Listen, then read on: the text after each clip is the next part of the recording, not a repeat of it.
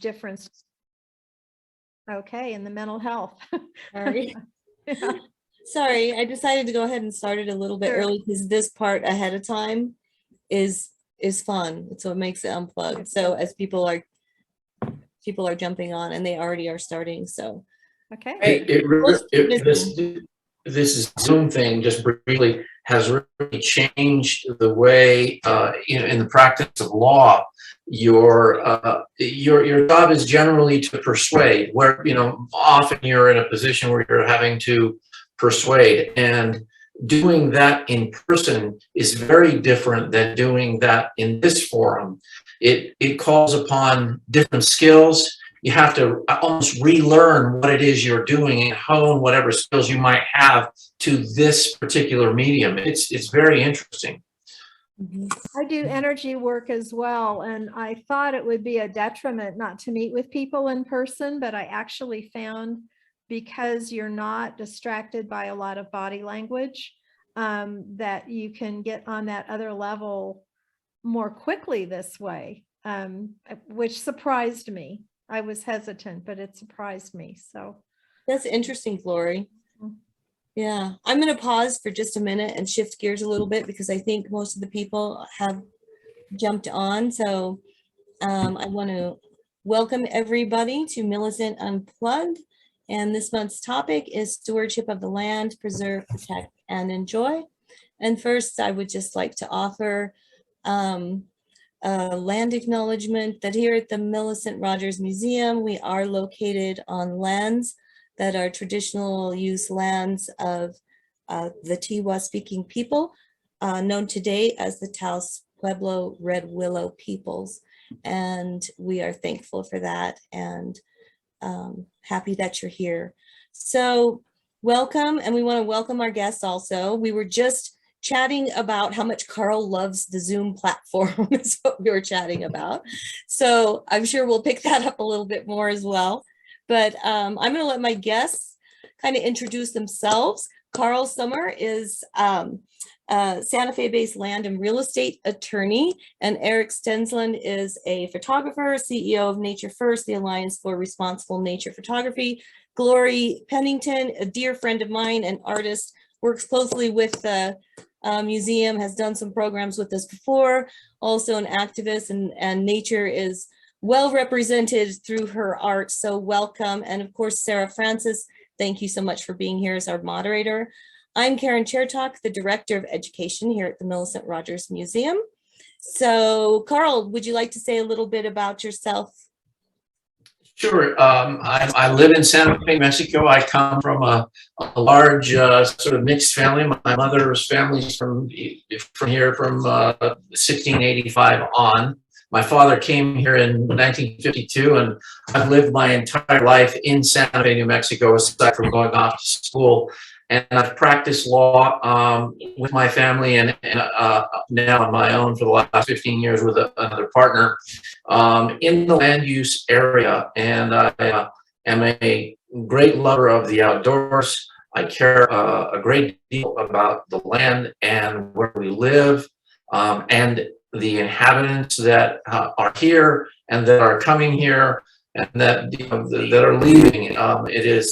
It's been a fascinating journey for me in the area that I practice, and my connection to Santa Fe and to New Mexico is very, very strong. Thank you, and welcome. Erik? Yeah, I'm Erik Stensland. I'm talking to you from Estes Park, Colorado, right at the edge of Rocky Mountain National Park.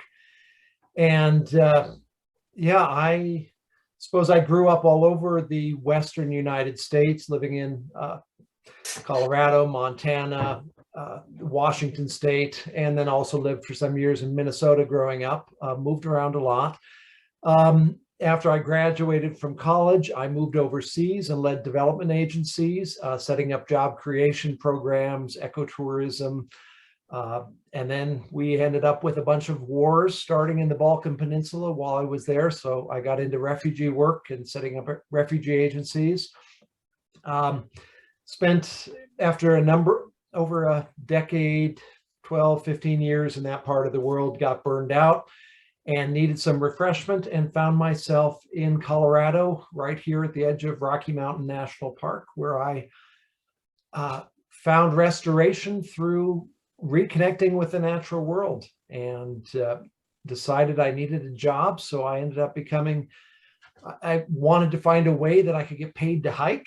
So I ended up becoming a landscape photographer, and I now have a gallery here in Estes. I usually have one on the other side of the park, and then I also have one outside of Abiquiu, New Mexico as well. And I also started a little organization called Nature First. We've got members in 70 countries, and we're promoting photographers to be responsible users of the natural world as well as advocates for it. So it's a pleasure to be here tonight. Thank you, Erik. Glory? Hi, Gloria Pennington. I've been in museum work for a large portion of my life all across the country. Always knew I would move to Taos. I would come here annually for about 40 years. And like Erik, it's the refresh, it's where I feel myself. I've been involved in photography since '85, but about 6 years ago, I had a brain injury, suffered a brain injury, and couldn't do all the left brain things that I used to do, had vision issues for a while, and took to painting instead. And I apologize, I can't get my paintings up behind me like everyone else has this beautiful background, but we have extreme wind up here and we're blaming it right now. That's right. So anyway, but people tend to care for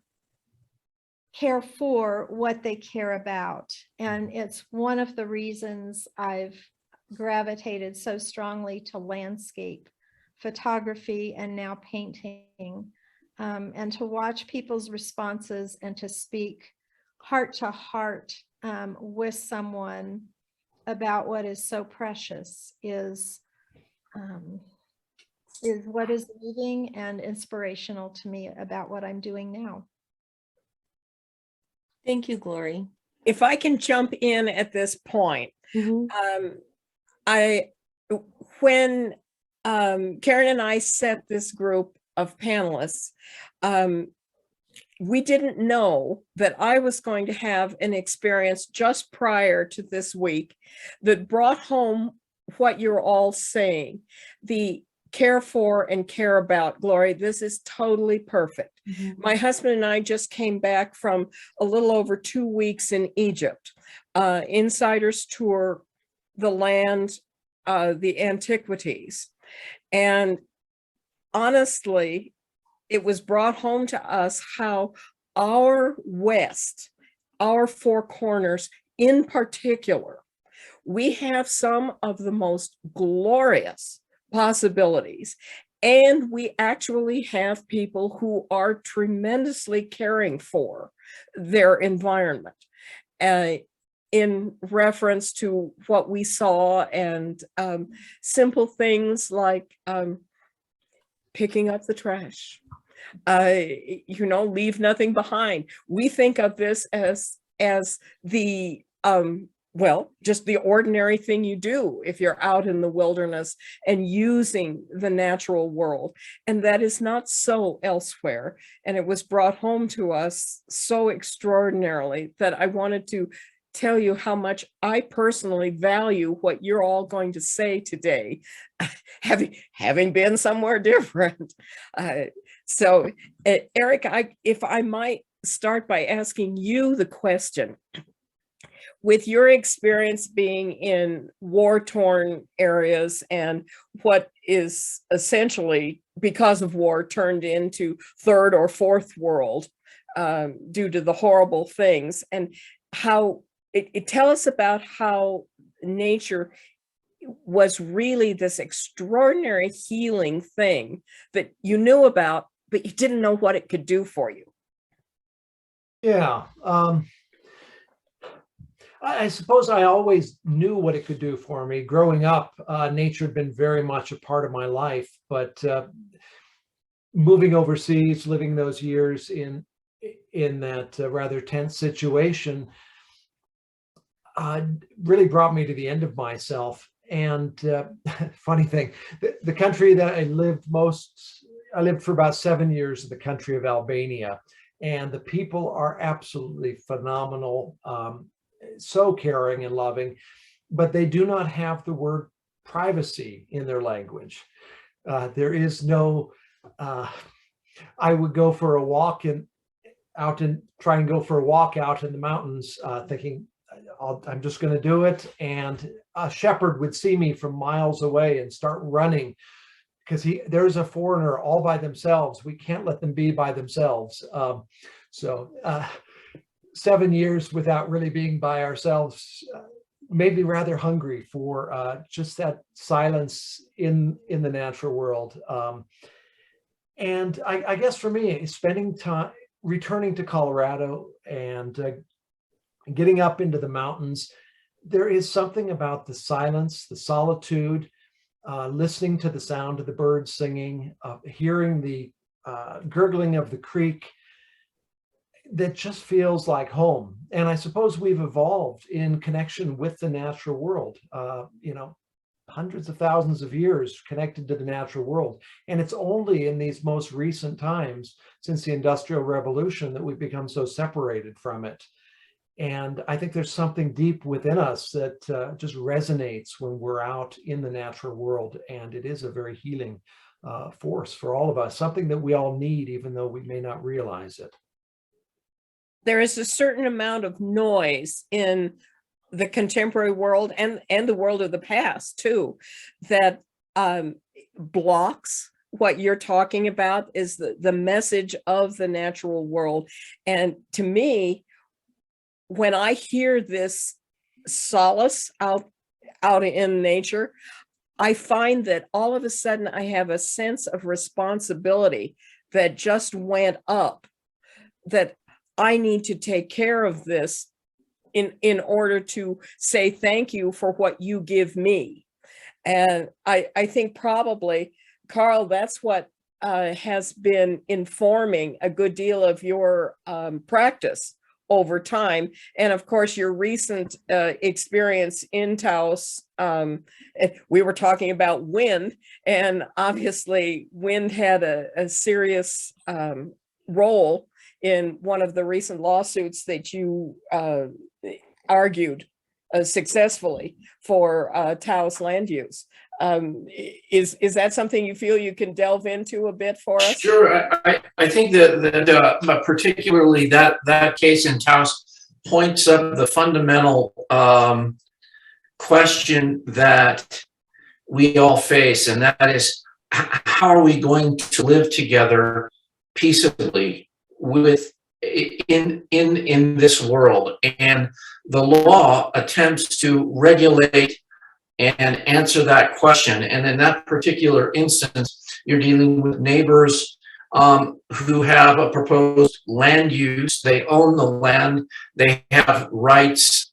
I say rights. The law affords them privileges and rights, and they want to exercise them. And that has an impact both on the natural environment as well as their neighbors and everybody else. And so therein is joined the issue. How are we going to live together? How do we mediate these discussions? And as a lawyer, you're dealing, your tools are the law and the courts or whatever administrative system. But mostly, I think that cases challenge us to listen to one another about what our perceived needs are, and being able to understand that and listen to one another informs how we approach answering that question, at least in a legal sense, in a forum like the county commission, where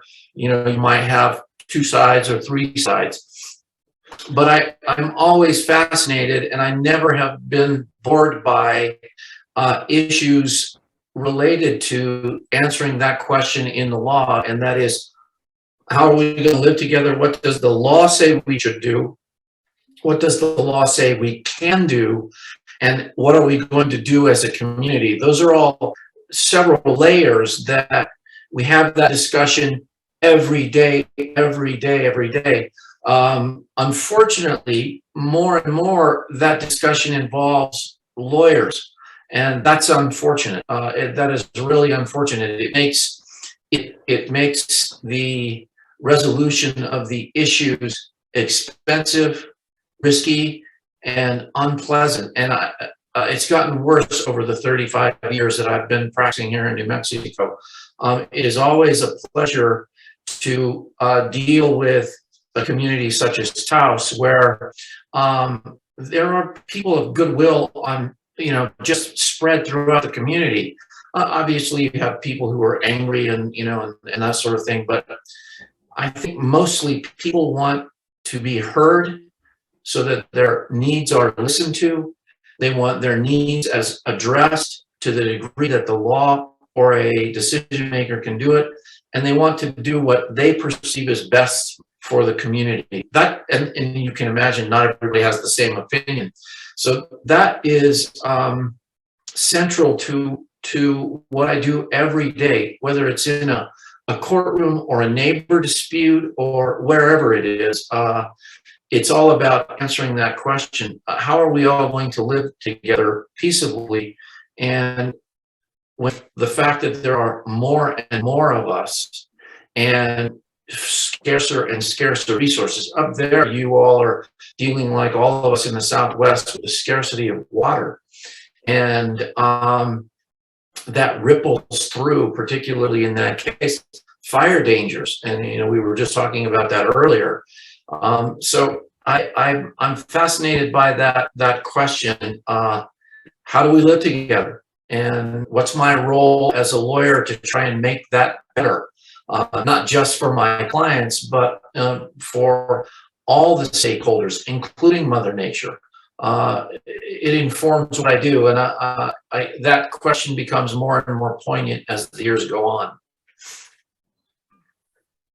As an individual, loose in whether it's the urban environment or in the natural world, natural parks, I come from a long line of women who, if they found a tissue on the side of the trail, we'd pick it up for someone, just because it was the right thing to do. And of course, the experience we just had in Egypt was that is not done. That is not a generally accepted thing to do. Karen, you were talking earlier about how when you first moved to the Southwest and you were hiking in the Sandias, how sometimes you'd come across a scene that just literally knocked you to your knees. Yeah. And how this made you feel, how this, where does the idea of stewardship come after you have been literally brought into the beauty of Mother Nature as something far above us all? Well, I think, thank you, Sarah. I think that these ideas of the deep emotional, the visceral connection that people have to nature is a common thread, which then would help answer or help come into play some of those questions that Karl brought up, because there are so many layers of stewardship, and it is also a multicultural topic, because different cultures have different ideas of what stewardship is. And so that's why I brought that particular instance up, Sarah, when we were talking, because, and for those of you that didn't hear it, when I first moved to New Mexico, first of all, the reason I moved here was because I could see the sky. I was from the Pacific Northwest, which is beautiful, of course, but we have a lot of cloudy days up there, and moved here in 2005 to make my home in Albuquerque. And I would go hiking, and that Ridgecrest Trail at the Sandia Peak would literally bring me to my knees. And being a spiritual person, it was a prayerful, spiritual type of a thing. It's like, oh my God, I can't even believe this view, or this, I have never seen such a thing. You can't replicate that. You can't get that in other ways outside of nature. And you can attempt to paint it or photograph it, that feeling that people get. And so ideas of stewardship and preserving and protecting the earth, we have all these layers of your community. Okay, for us here, our museum, our town, our community, broader into the state. And part of the reason I wanted to do this program is because I feel like everybody needs to start asking themselves, what's my role? So even if I'm not super knowledgeable about all of these environmental impact situations or the legalities of land use, we just need to make it a safe space for everybody to start asking questions and thinking about their roles. And I was telling Karl earlier as well, I really admire in his practice that he is giving voice and access to the legal realm of that, to folks who wouldn't perhaps have access because of a language barrier. And he really utilizes his Hispanic background to provide in a very philanthropic way. So I wanted to say that to everybody. And Glory, I would really love to hear how you as an artist, what you feel your role is in preserving or bringing out into the conversation realm stewardship of the land.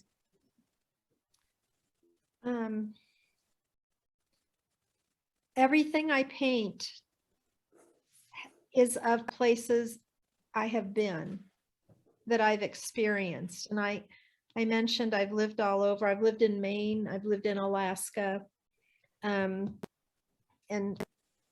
11 states actually, but now finally here. And the commonality, even of extreme landscape or heroic landscapes, there is a commonality that I try to bring homage to. And very often there will be a figure in it that is tiny to show our perspective of, we're just little here. We don't own this. This is a grandeur that we do have that responsibility of stewardship. And even if we are lucky enough to, quote, own property from a legal standpoint, we never truly own it. We really are stewards. Mm-hmm. And so a visual that I would put forth would be like our role in a large landscape, which again is tiny. As far as our comparison to what it represents. It's the art of God, really, whoever God may be to you. That nature is the art of God, and anything we try to do to represent that is our own personal landscape and our own personal portrait of our place in it. And when a participant observes a piece that I've done and they are no longer an onlooker, but they see things that I maybe didn't even consciously put in there. And they're like, oh, well, look at that. I see I see a kachina in that stack of wood. And I'm like, oh yeah, look They're at that. reflecting it back to you again. Yeah. There's a different connect there. It's a communication on an entirely different level. It's spirit to spirit or heart to heart. And I think that sets so much aside. And it's truly a joyful experience when the viewer becomes a participant in something that I put on canvas. We're talking about gifts here. The gift of nature that is available to literally everybody, but not everybody hears. And then the gift of the artist, myself, yourself, Erik's and of course Karl's appreciation and Karen's dedication through the museum, we are trying to help others to become more attuned, to be more accepting of it. And that's one thing I was interested in, Erik, hearing from you.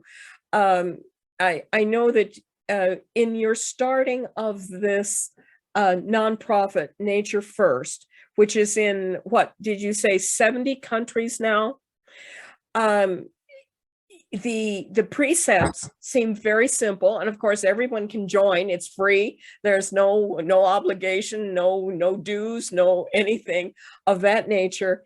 And yet one of the reasons you put your experience with NGOs into this realm was that people weren't, somehow they were so eager to get out in nature, but then they didn't really see what the stewardship meant on an individual basis. It's not up to some airy-fairy thing in the government or elsewhere. It's up to each individual. So will you tell us how you came to realize that this kind of thing was necessary in your NGO? Sure, be happy to. Yeah, well, back in about 2012, I remember going out into one of my favorite places in the national park, and here in Rocky Mountain National Park, every summer, late summer, I would go to this distant lake about 6 miles back and would photograph the incredible bloom of wildflowers. And I went there year after year. And in 2012, I went to this place and arrived early in the morning to find there were no flowers, just gravel. And I thought, and boot marks everywhere. And I thought, what in the world happened to this place? This place that was probably the most beautiful field of wildflowers in the entire national park. And I thought, well, how did anyone even know about it? And then I realized, oh, wait a second. I had shared it with the world in my great zeal and love.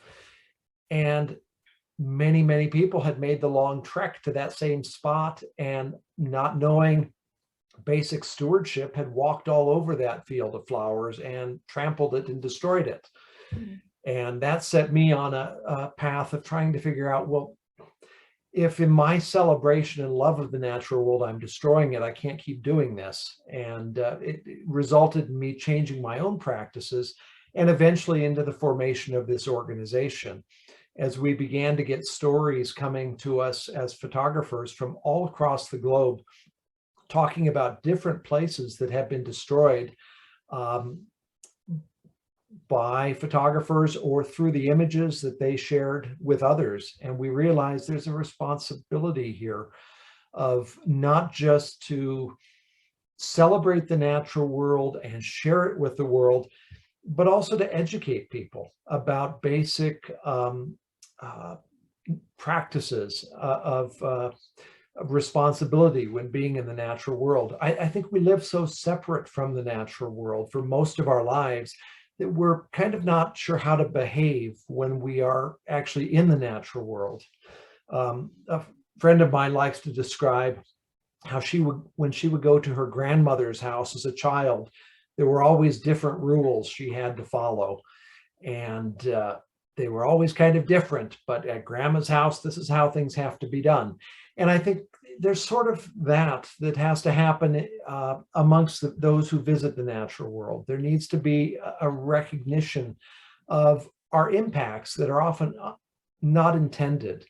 And so Nature First was formed to, one, help photographers become better stewards of the natural world when they're out there, but two, to be educators on behalf of the natural world, helping the general public to know how to interact with it. A friend of mine who was one of the leaders here in Rocky Mountain National Park, commented on the shocking increase in visitation that we saw after 2012, the rise of social media. And he called it the urbanization of our national parks. And it's not a bad thing, but people coming from an urban environment really unaware of how to engage and respond in the natural world. And so Nature First that we started is partially intended to help be a platform for education and just creating greater awareness and creating a culture of stewardship amongst photographers. You know, I was going to add to that is that this COVID has increased the pressure on the natural world, the natural environment, the places that you're talking about. You know, I know in my own experience, it's driven people into the wilderness, where I would never see people before. And I've been backpacking since I was, you know, a young boy, and I could, up until very recently, I could be alone for as long as I wanted, you know, 20, 30, 40 minutes from my house, and no longer the case because, and I don't begrudge people getting out, but this COVID forced people out, and the stress and the importance of what you were just talking about, Erik, is heightened by people don't really know. You know, this is their first time out. They've never been hiking before, and they don't understand how to be a steward out there, the kind of leave no trace, to the sensitivity to the fragile environment that the wilderness is. Actually, it's not just the wilderness, the fragile environment that we live in, the earth. And it's not any one person, any one group's fault. It is the responsibility of all of us, because just the more people are going, that question becomes more and more important. And the education of people about how to interact with the world is, you know, just emphasizes is really important. I'm sure, I don't know, maybe you all have seen more people out than you've ever seen before. Bikes, hiking, you know, traveling.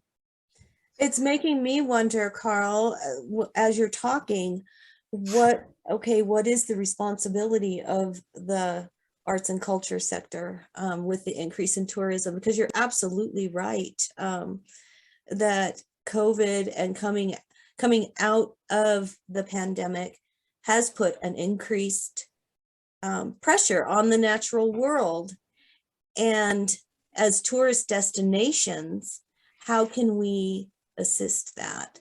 If we have, you know, large amounts of tourists coming to our museum, what information can we provide them? I think it comes down to those individual ponderings and questions and trying to do something.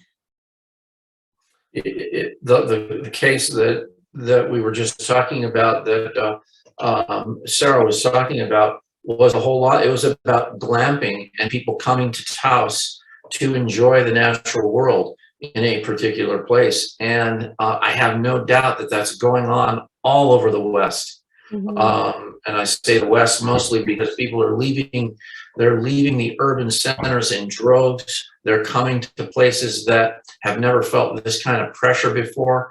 And they don't necessarily understand how fragile a place it is that the West is. It is teetering, and it has been for a long time. And I think we all have to approach it not with a sense of resentment or defensiveness, but I think that Erik's right. It's education. It's telling people, showing people, demonstrating for people, you know, how we preserve what we enjoy here. To some extent, Karl, you have the possibility under your legal hand to gather all the things that the individual needs to know about stewardship, that perhaps as we said, the ingenue hiker doesn't know about. For instance, we were talking about the impact of wind. Who would have thought of that if they didn't live the possibilities and what wind can bring as far as fire and true danger with our Western environment, that of course water is always a problem, and how much sunlight is there, how much of all these different things, what is the composition of the soil? And that's where I see your educational possibilities in the legal realm when a case comes in front of you, that you can bring to bear and put it in front of people so that they can't miss it. Do you find that's true? Do people miss the effect of wind, for instance? I think that people focus on what, as Gloria said, was what they think they own. You know, this idea of ownership is such a fiction. You know, Mother Nature is going to spit us out, and you know, I've heard it many times. It's like two fleas arguing over who owns the dog, and this idea that we have ownership. Sarah goes right to that, is telling people, look, you have the right, you have certain rights, but you know, get out of your mind that you own the right to do X, Y, and Z. You have a responsibility as a steward of this property to take all of that into account. And in the case of this particular matter, these people bought the property with, you know, with good intentions and that sort of thing. Unfortunately, they did not take into account the fragile nature of the environment, the impact that their proposed use would have. And from their perspective, the law said to them, well, we have the right to do this. You know, it's a very difficult tension to navigate between people and in the legal system. But I find this idea of concept of ownership, and you know, it's a cottage industry for me. It is a fiction that I don't know that we can, in the longer term, I don't think it's sustainable. You know, and I'm a land use lawyer, and I tend to be conservative, and I believe it's an unsustainable fiction. Can I transfer our thought to Gloria again? Because I don't think that most people understand the gift that nature gave you after this extraordinary trauma. Perhaps that's even worse than Erik's experience in war-torn Balkan area, and how you managed to literally get your life back thanks to the the environment, and how you then used your art even more strongly to heal. So perhaps you, if you don't mind, that's very personal, but would you care to share some of that? Of course. I had extreme PTSD for starts, and to Erik's point and his experiences, it was the first time I understood what a soldier or EMT personnel or anyone who had experienced repeated trauma and would come away with a condition like that. It was, I couldn't understand, well, that's over, you're not in that anymore. But when this was a 24-hour episode, and these people are in 24/7 for years sometimes. And it gave me, first of all, a great respect and humility for what people in those walks of life experience, and how they can retain their humanity after an experience like that is still beyond me, but at least I have some sense of understanding. When I hail from the Midwest originally, and every summer I was put on a train to go out to visit my dad's mother, my grandmother, my Momo, who lived in Colorado Springs. And you could see Pikes Peak from where she lived, which was right in the downtown area. And I didn't even realize it until I moved here, that I think that I am printed on that mountain. The caldera that's right across the road from me here is a miniature Pikes Peak, if you will.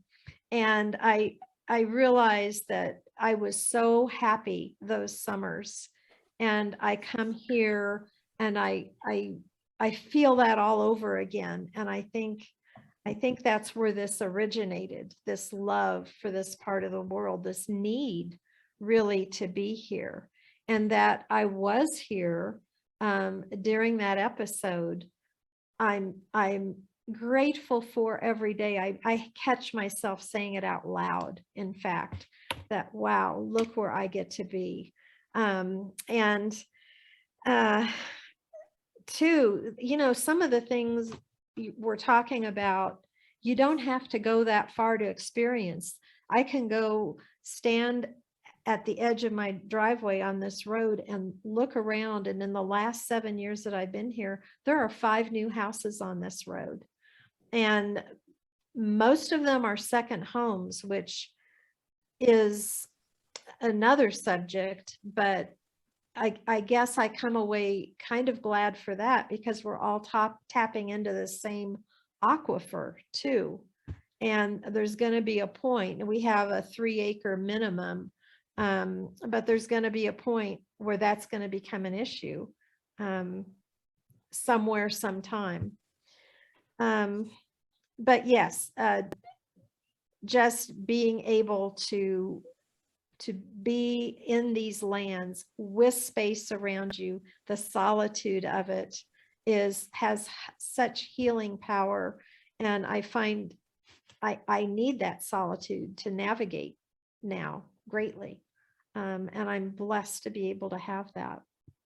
I wonder whether a great many people don't realize even that they need the solitude to be all they can be, and to move the human continuum to a different level, one person at a time. Oh, I think that's so right. And it's probably one of the gifts COVID has given us, is people had to slow down and listen to their own selves and not be so very busy that you push any internal experience away from you, because you're so scheduled, you're so busy, you're so experiential living in the busy sense of it. And I think a lot of people have discovered that there's a whole internal world that we can pay attention to and is connected to something larger. Erik, you speak of that in your books, of how that it changes you internally, this appreciation of nature, and therefore moving in steps toward this stewardship and responsibility, each and every one of us. Yeah, it's kind of a paradox. It's really fascinating. There's something about being in the silence of the natural world that puts you in touch with that inner world that's often ignored in a busy life. Finally, you wake up and realize there's so much, there's this depth within you, and there's so much happening inside. The deepest sense of who you really are, you begin to connect with. But that also does, that leads up to this great journey of internal transformation that can be so wonderful if you're willing to follow it. But at the same time, it builds in you this incredible love of the natural world and an appreciation for what we have in the natural world. And I think that whole idea of coming to love the natural world is a real key, and something we often miss out on when we talk about issues of stewardship. It's usually, as we talk about stewardship, we get into discussions of don't do this, do this. And it becomes this law-based thing. I'm really inspired by John Muir, who helped bring about a real change in the American perception of our natural lands. And his approach was to help people fall in love with it, people who had never maybe experienced the natural world before. And he would lead them just through his own personal discussions in his writings and talks about the squirrels, about this particular tree or whatever, and people would fall in love with the natural world, part of the natural world they've never seen, and then would be willing at that point, once they'd fallen in love with it, to stand up and support its protection.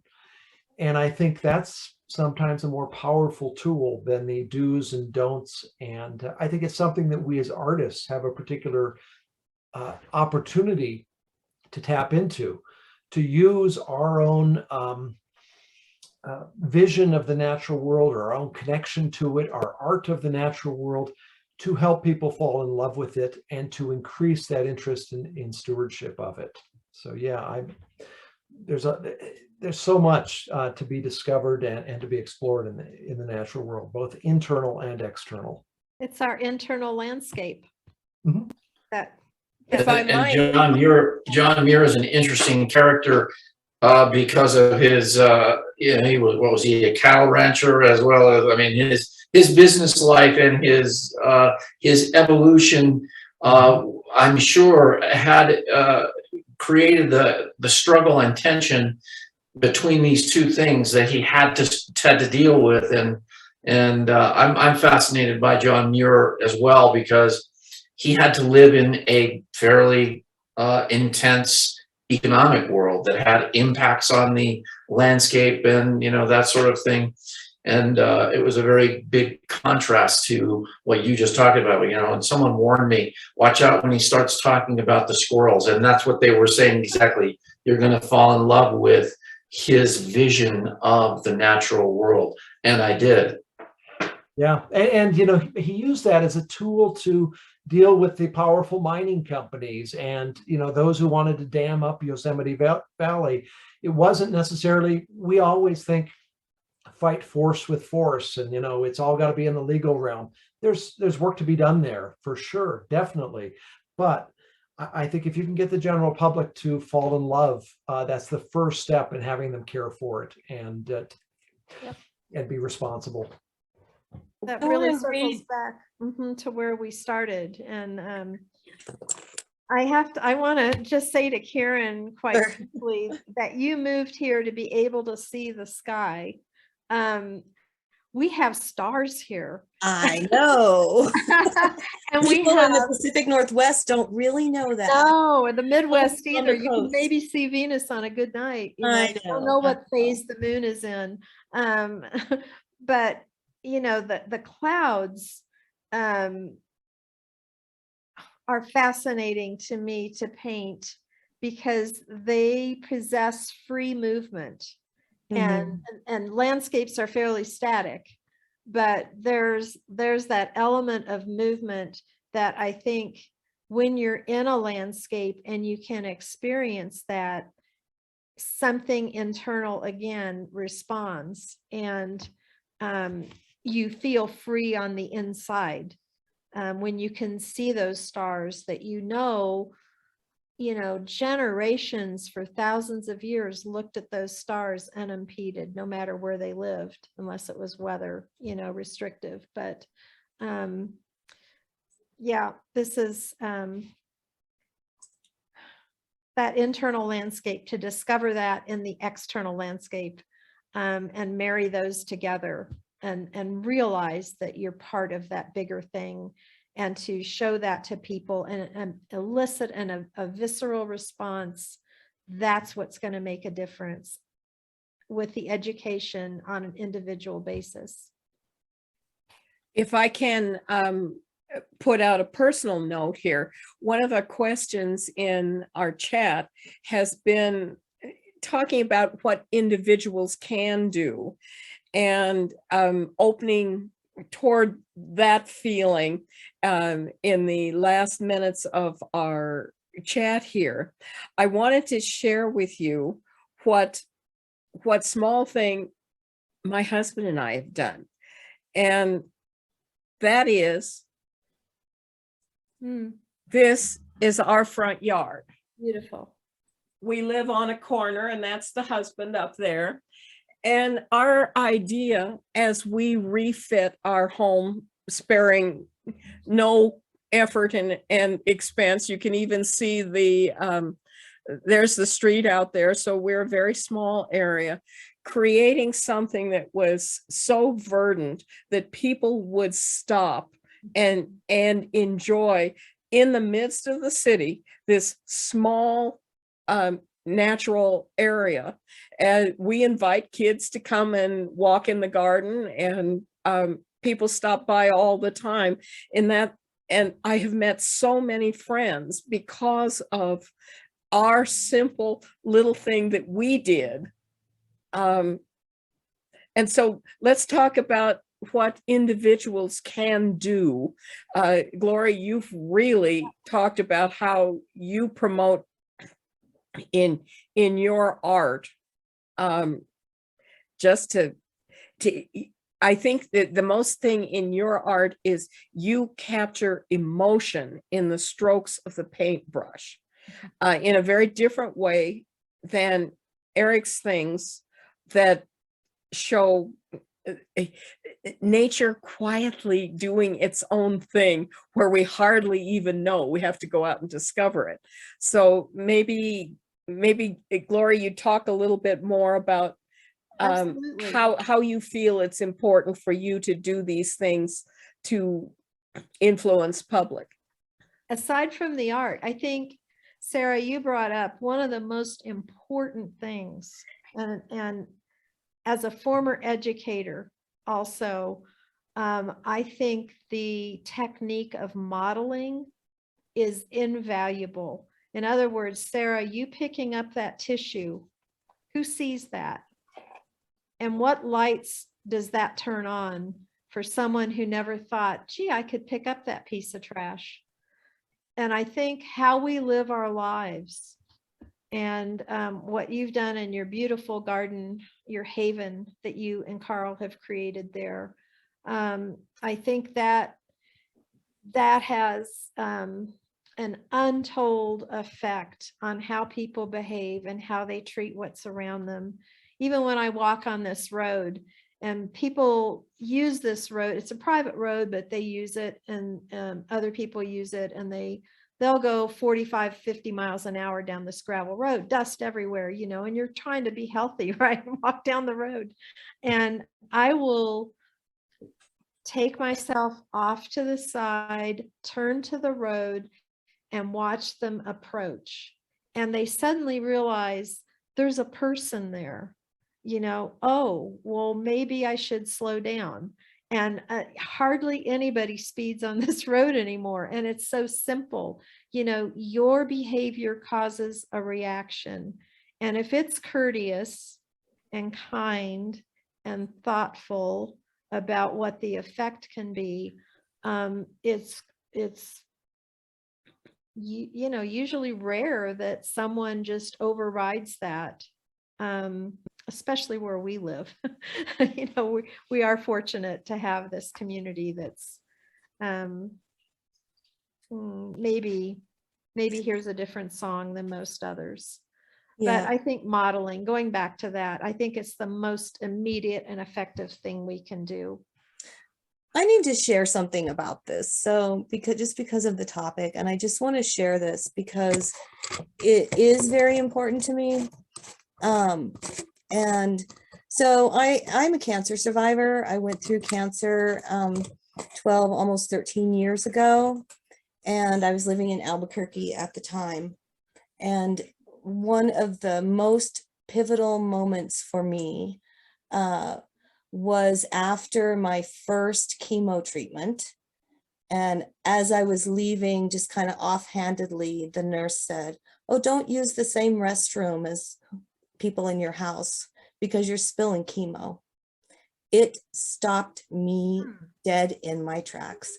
And my immediate thought was, how many people in this nation are spilling chemo? And I knew that I was going to finish my treatment course, which I did, but I also knew I will never do this again because, and I don't mean to sound like, oh, all courageous. It's a scary thought, but I can't sacrifice the water cycle for my chemo. I knew that in a heartbeat in that moment. And I know that's a very intense thing to say, and it's something, but when we're having questions like, what can people do? Nobody ever brings this up. What are we putting into the environment on a daily basis? So can I read your poem that you put in the chat, Karl, by Carlos? Sure. Yeah. So Karl. That's my pen name. It's my name in Spanish. Oh, Karl okay. Sommers. Thank Well, you. Am I the only one that did not know that? Because if I am, I'm maybe he needs to read it for himself. you Would you read it prefer? then. Yeah. All right. What Erik was talking about reminded me, he was saying exactly how I felt when I wrote this poem about what you find inside yourself in nature and what opens up. A cup of coffee, a poem or two, a stroll through the meadow covered in dew. Here the sun rises mercifully so slow. Too soon she'll be setting, this I know. Today I'll wander as I am wont to do, the woods of memory and all I've been through. Rocky trails leading straight uphill, moments of weakness testing my will. Then will arrive some moment today before homeward I turn to make my way. Perhaps in the shade of a swaying pine or atop the mountain I chose to climb. I shall recall, as I do now and then, a love in my soul that has always been, a peace in my heart I struggle to hold, and a glimpse of myself as older I grow. Beautiful. Thank you. That's beautiful. Love that. You're on mute, Sara. Sara, we can't hear you. Sorry about that. I was muting myself because of having an allergy coughing fit. A win. My poetry will do that to Explosion people. here. That's a topic for another time. But yes, I Hey, have. as we're wrapping up, I'm sorry, Sara, but I don't want to forget this because I know KCEI was recording to share the programming. So I want to give a shout out to KCEI, and Robin Collier has been very kind to us. He'll put this on 90.1 for programming. So hello to those listeners. Go ahead, Sara. I'm just wanting to know two things. If you want to have a wrap up thought, Erik, and also we do have a significant comment from Roberta Chambers, and she's asking about promoting grassroots effort to garner some of the energy of individuals who really care about how they act. And we've all said how people, they just don't realize about how to use nature and how to be stewards on a one-on-one basis. And so if we have any thoughts of how to answer her question, I think that's our wrap. Well, I'd like to know too, Nature First, if we could hear that website, that might be part of the answer. Yeah, give your website. Sure, yeah. Well, it's primarily focused on the photography community, but anyone's welcome to go and check it out. It's naturefirst.org. .org. Okay, great. Thank you. But I think if we're talking about individual actions and people that want to do something, I think the first thing to do is to recognize that these oftentimes hordes of people who are appearing in our wilderness areas are potential people who could be advocates for it if they fall in love, and they're there because they're being drawn to this beautiful world just like we are. And I think gentleness is oftentimes a key to make a difference in such people, rather than a harsh, pointing, wagging finger, as we try to guide people into having the best experience with nature and to become advocates for nature. And I think that's always the starting point. And I guess my thing that I really, if there's one thing I could get out to the rest of the human race in this issue, it would be the whole idea of us moving beyond our anthropocentrism, our human focus. We look at the world and we see how can we use it for our benefit. This whole idea that nature exists for my well-being. And somehow we've got to get to the point where we recognize that we are every bit of life on this planet, from algae and algae to the pine trees and the animals, have as much right to this planet as we do. And you look for billions of miles in any direction of this planet, and we've yet to find life. And so we've got something really special going on here. But if we live in such a way that we think it's all for us, we will destroy everything and ourselves in the process. Somehow we have to come to realize that nature has a right to exist, and we are also a part of nature at the same time. So we've got a disconnect there that we just need to start to address. So It can exist without us, but we can't exist without it. because we're part of it. Yep. Thank goodness for a fancy planet.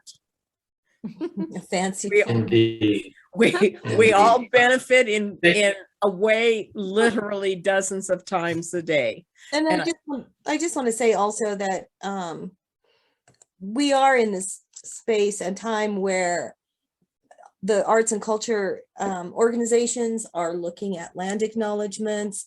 We're looking for wisdom. And so the sharing and collaboration and pairing up in recognizing the indigenous peoples and the wisdom in those life ways, and sharing in the stewardship of land. I think that's part of why when I did the little descriptor for this particular program, let me see, what did I say? I said, a trifecta of community building, unfolding, unofficial, and unafraid conversations. I think the safe spaces for conversation are super important because people think they don't have a right to have these conversations because they don't belong to the right group, or they're not educated enough, or they're not, an artist, or this or that or the other. And so I think using wisdom and opening up those dialogues is another piece of some of the questions that Roberta was asking. So anyone else have any more comments before we wrap it up? It's about that time. I just want to thank you for having me. It was nice to meet you all. I really enjoyed it, and I hope to run into you again. And thanks, Karl, we value you as well. This is a huge contribution of all of you to our program and as Karen says, our safe space. Let's get conversations going. Let's make sure that people know that we are listening to what they have to say. Right. And we're watching, we're listening, we're assessing, and then we're acting. And that's the job of the museum. And I believe it's the thing that all five of us are living on a daily basis as much as we possibly can. And since Karl loves Zoom, we'll have this again and invite All him. right. Absolutely. I'll figure out my green screen by then. All right. Well, thank you. Very nice to meet you all. Thank you. And next month, we will be having a panel discussion with some Dene artists, and it's Dene Couture Fashion. So be watching for the promo about that to come up. And how fashion is informed by the natural land. Oh, yeah. Yeah. Absolutely. So thanks, everybody. Thanks for participating. Bye. Thank Bye. you for the safe space.